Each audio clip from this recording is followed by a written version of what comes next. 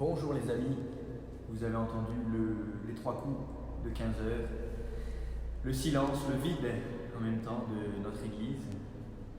Nous sommes marqués par ce silence et ce vide qui nous entoure, qui entoure toute la vie quotidienne. Ce silence et ce vide qui sans doute nous évoque quelque chose du samedi saint, quelque chose de ce samedi que nous vivons.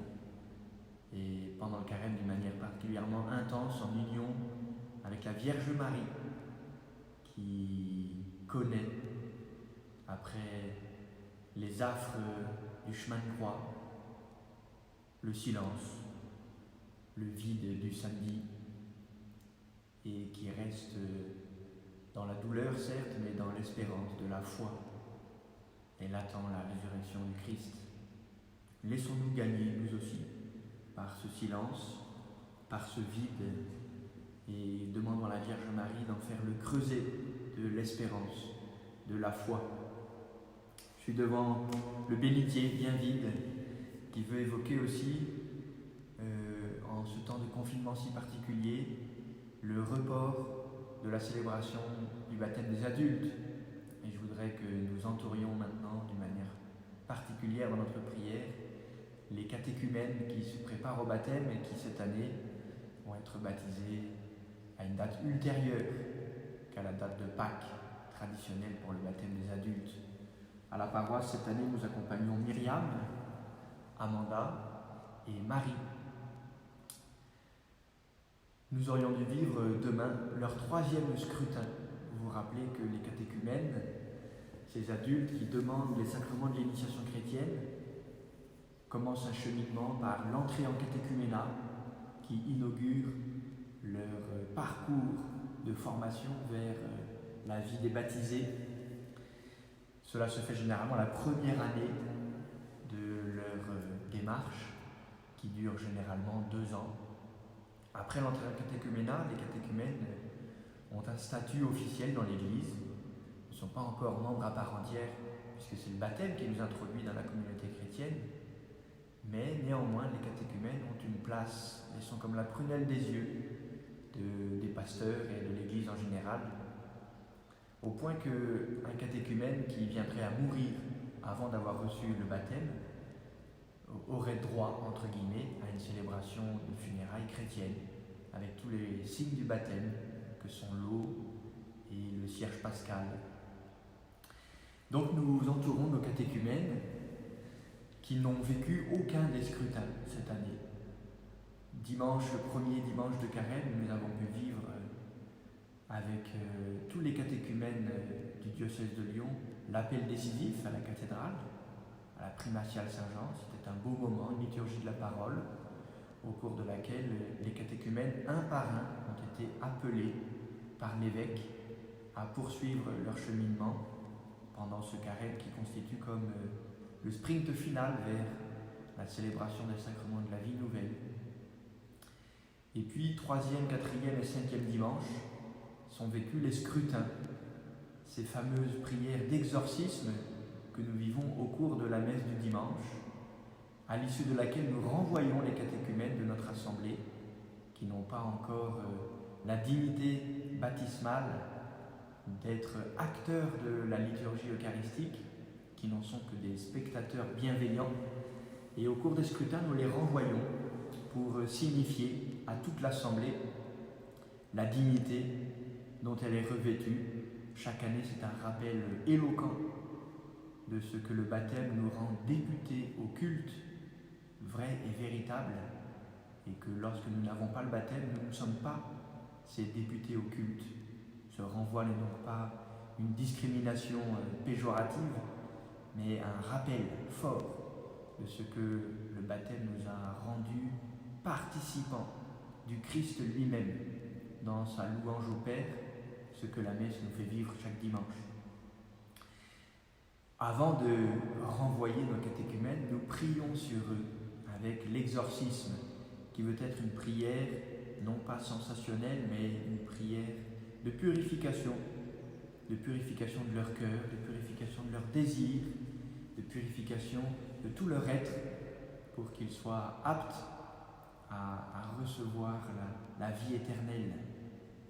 Vous vous rappelez, le troisième dimanche de Carême, nous avons lu, même par écran interposé comme aujourd'hui, le chapitre 4 de Saint Jean, avec le récit de la Samaritaine, et cette fameuse eau qui nous fait défaut ici, mais l'eau qui jaillit du cœur du Christ en source de vie éternelle. Bien sûr, l'Église nous propose de lire le chapitre 4 de Saint Jean pour le premier scrutin, précisément pour évoquer déjà, comme par anticipation, l'eau du baptême qui donne la vie éternelle. Donne-moi à boire, si tu savais le don de Dieu. Et puis, dimanche dernier, nous avons lu le chapitre 9 de Saint Jean, avec l'épisode de l'aveugle-né guéri par Jésus, un jour de sabbat, et qui va susciter une controverse. Et nous voyions alors, comme l'aveugle, petit à petit, combien sa foi était affermie. Bien sûr que cette lecture évoquait déjà la lumière nouvelle qu'apporte la foi.